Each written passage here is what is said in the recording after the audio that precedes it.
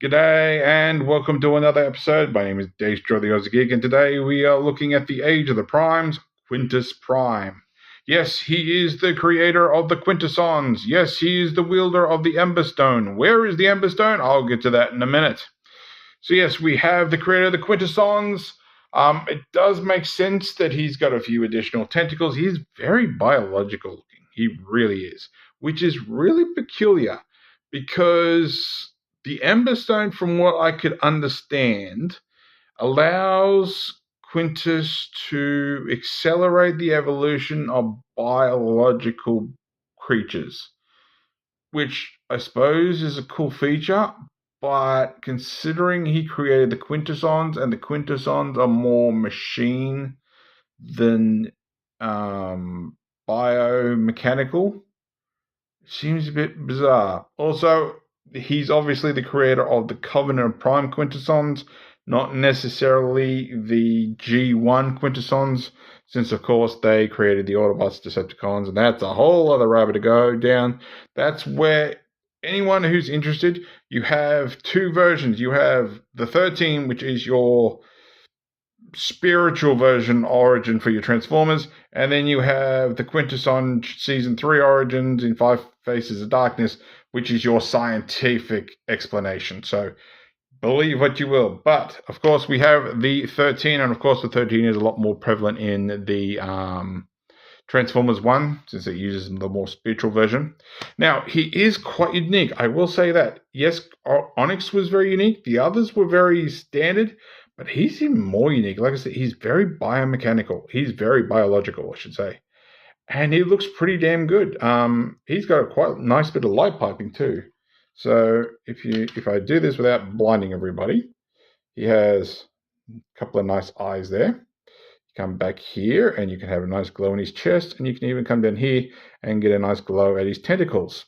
Now, the one issue I have with Quintus, getting back to the Quintessons, is he's got one face.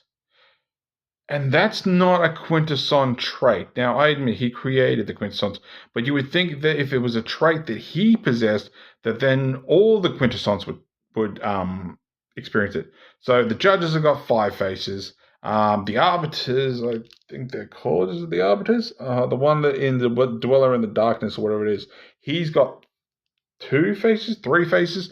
So it just seems really bizarre that the creator of the Quintessons has one face. I suppose it makes up for multiple eyes. All right, let's get to the Emberstone. Just for those of you who have got their figure like I did and gone, where's the Emberstone? Where's the additional thing? Also, by the way, I've started to look up wikis about these figures, especially for these ones like Onyx and that I don't quite know enough about to explain what the hell the little addition is. But if you come around here, and I find it easier trying to get in sort of the sides instead of the top, because, that kind of worked. Normally I have trouble with that. There is your Emberstone. It is in his chest. And so if you just try to pop it out that way, and there is your Emberstone. So that's what allows him to do what he does. Apparently he was quite the strategist too. Also, I have to have a look at the other ones, but that actually, if I can focus it, which is not doing great, and I really should clean my nails. Hang on, that might actually work a bit better. Does it? Yes, no, maybe not.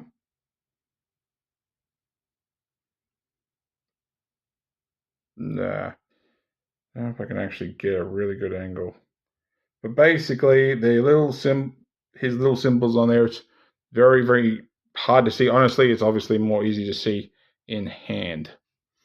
All right, so you can, of course, put that in each of these tentacles. You can put it into his hands, and of course, it stores in here, and you can also put it obviously on his back if you want. As for 5mm ports, now that I'm thinking of it, two down here, technically one there, two there, two there, one there. I suppose that's an easy way to get it open. Suppose. But we'll just shove that back in there for the time being and close that back up. So yes, he does have tentacles. Makes sense. He's the creator of the Quintessons. He's got to have tentacles. And there is a mode I use for my display that actually makes a bit more sense if I can actually keep things focused, which I'll show at the end just so you see how I prefer to display it. Now, let's get down to articulation. Now, his head is very, very, very compromised because of the way that it's designed. You can look up, which is more for transformation. You can look down, sort of. You can do a bit of a side to side because it is a ball joint, but because of the way his collars are, the way his chin is, the way the ball joint is set up, it is very, very tight and very, very awkward to actually turn his head, because that chin's going to hit that collar and it's just going to start going up. So it could do a full 360. It will not allow you to do a full 360. All right, shoulders, however, can do a full 360. Mine are nice and tight. It goes out that far if you just use the standard bicep joint, but you can use the transformation joint, get you up that bit higher. You have bicep rotation, yeah. You have elbow bend. That gets you that far. You do have all this extra goop on it. Wrist rotation, which is nice. No fingers, no thumb, no in or out. Tentacles can go up as far as things don't get in the way, and down can do a full 360. Nothing else moves. You do have some effect part ports if you really want to use them. And get these out of the way again. You have waist rotation. That's all here. So all this is two separate parts. No ab crunch. Although, honestly, that looks like something, but I think it's just artistic. Now you have the most over-the-top use of side skirts. So this one comes up, this one comes up, that comes out, and that goes up. So yeah, over the top extreme. It is all soft plastic, so just beware when things get very warm, like in case of mine at the moment. But you can get legs up that far, legs back that far, legs out that far before things get in the way. You have technically an upper, a mid-thigh rotation because the knee's down here, not up here. Knee bend there. Actually, no, I'm wrong. I'm looking at the transformation joint. So the knee is basically a knee rotation. So you got a little bit of thigh, a lot of leg. Back and no real forward. You can get extreme side to side. I don't know what you'd use that for, but that's cool, I suppose. And that's about it. 5mm ports. 1, 2, 3, 4, 5, 6, 7, 8. All right, so that is articulation. All right, let's get him transformed. So there is two ways to do his tentacles. We'll do both. But basically, the gist is this. We're going to push his head back like so.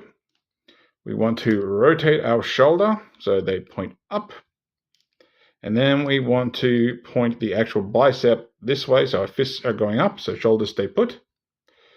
You can then untab these, and there's two sort of connections for it here and here. They're not pinned, so they may pop off, and that just goes up on the hand. Same on the other side. You have port here and a tab to the side of the neck, and this is all going to bend so it goes inwards. So bring it to there and bring it in. Use the bicep joint if need be. Straighten that up and line that up, and then you just a whole bunch of tabs. You just got to tab in, and you can really see that there's tabs here, tabs here. I'll probably go through it better once I get him back into robot mode. All right, so as for his tentacles in this mode, you can use this to tab into here. So we'll do that. So just up. Just make sure your things are angled properly. Then we want to, I'm trying to remember if we need to rotate this or not. I want to say yes, but my brain's just going a blank on me. Hang on. Yes, we do a rotation. So rotate the waist. We can get these out of the way because we're going to need a little bit of room. Now, I don't know how many times I'd be willing to do this because this is clear plastic and there is, of course, always the chance of breakage. So you're going to bring this down. Try to bring this up first, probably. Yep. And you're going to have a tab back here that goes into the back of here to lock into place. Do the same on the other side. These are going to go up, and this little piece is going to sort of sit in the crutch. So it doesn't really tab in, it just sort of sits there. It does sort of friction in place. Same on the other side. Like so. Bring his feet down. Bring the sides down. Bring the top. Oh, that's right. These have actually got ports. So you have ports here and here. You can't really see them. One here, one here. Leg, leg. So 1, 2. And then the other side. Port, port. Tab, tab. And there he is in his, I'm calling it squid mode. Because honestly, that's what it looks like. It looks like a squid. I suppose you could say it's reminiscent of the Quintus on ships, but I wouldn't entirely agree with that because they were a lot more drill-like. Now you can, of course, also apparently, I'm trying to remember where the tab is, basically bring this back, I think. I think it goes back here because I don't think it goes forward. There's no real tabbing points. So I've just had a look at the instructions and it really does not help me much because that's how I'm figuring it's set up. It's telling me to look like that, but I can't quite figure it. So I'm not sure. Anyway, so you can basically set that up how you want. I think it looks better the other way around personally. But yeah, it's just very weird that way. I would have thought it would plug into here, but that wasn't the case. Anyway, so the added ability of using the other way is basically it allows you to have, ironically, landing gear. So put it back the other way. And that actually allows it to more or less stand up. So it is how you want it to look. As for size comparison, here he is with wind blade. So obviously a little bit longer. Alright, so I'm going to show you my fan mode before we get back into robot mode entirely. And this is how I actually display him. It's not too huge a change, so just be aware of that. So you're going to bring these out and you're going to bring the arms around. Bring these around. And then we're going to do the legs. So move all this other way, untab things. So these untabbed, these are untabbed. Bring down our legs. If I can get them untabbed. Come on. Friction's got them, there we go. Bring that down straight. Careful of the back ones so they don't accidentally break one of these days. And that tabs in really secure like. Get this down. And careful with that one. Bring that down. Whoop. That felt weird at different angles. We then bring these down, bring these down, bring that down, and there is my fan mode. I know it probably does not look very impressive, but honestly, if this guy is the creator of the Quintessons, I would prefer he have the most alien look I can potentially create. It does give him quite a bit of height because obviously his arms are folded up. But yeah, personally, myself, I actually prefer this look than actually getting him fully transformed back into robot mode because I think it just makes it look a lot better. As for size comparison, just for the hay of it, there he is with Prime. I'll look the camera a little bit. So he's, up to Prime's chest plate. So there's him. Now I gotta tidy up my side table a little bit. Here he is with War for Cybertron, Earthrise Quintesson. So that's what I mean. The Quintessons are a biomechanical, a more mechanical than biological creature. So the idea that they came from Quintus and his ability being what it is just doesn't work for me. So that's unfortunate, but yeah, it is. Anyway, so there we go. We won't do the other size comparisons till we actually get him back into proper robot mode. All right, so bring the camera down again. So let's get him finished. So we've already done the arms, the legs, I should say. So we can rotate the waist. We'll leave those where they are. We're going to untab all this. So basically tab, port, tab, port, tab. There's a port here somewhere that I can't see. I think it's actually behind the hand. No, here it is, right here. And then of course we bring them out. Rotate our shoulders. Rotate our biceps. So of course all this is at the front. And you just fold this back. You have, there it is. So that tab there goes into this port. If you can line it up properly. Should be actually a tab at the back too somewhere. Where are you? Maybe I'm imagining things. Bring this down and you have this tab that goes into that port. Like so. And of course you can bring his head forward a bit. And there is Quintus back in his robot mode. So not half bad, honestly. I do prefer my version of the look of it, but that's just me. So consider that an unofficial third mode, just like Onyx has got 3 modes. So take that for what you will. All right, final size comparison. So once again, we'll bring him back, and we'll bring in Prime. So there he is now with Prime, and I am a bit off because my camera is where it's located. And of course now he's shrunk quite a bit. So there's Prime. And now the logistical nightmare. 1 second. Before the logistical nightmare, because I just remembered, here he is once again with the Wolf, Cybertron, Earthrise, Quintus. Now the logistical nightmare can begin.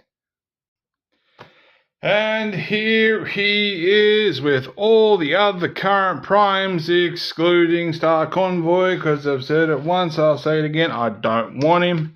So there he is, of course, with Age of the Primes Megatronus, Age of the Primes Alchemist and A3, Primer, Legacy United Vector, Age of the Primes Soulless, Micronus and Onyx. And I think this is how I'm going to do this from now on. Either that or I'm just going to take a snapshot of my display case because holy Jesus, what have we got? 1, 2, 3, 4, 5, 6, 7, 8, 9, 10. Technically 3 left. Who are we missing? Leech Maximo. Nexus, is it? Nexus or Nova? I can never get that one right. I'm pretty sure it's Nexus. I'm sure I'm missing. Star Convoy would be 13, wouldn't it? 1, 2, 3, 4, 5, 6, 7, 8, 9. Star Convoy would be 10. So who am I missing? Leech Maximo. Nexus. And I'm missing one other one. Who am I forgetting? I don't know. Can't remember. I'll have to figure that out eventually. So there we go. So if you like this video, give me a thumbs up. If you didn't like this video, give me a thumbs down. I promise you it will not hurt my feelings. Subscribe, ring that bell, leave me a comment. And apart from that, thanks for watching. I'll catch you later.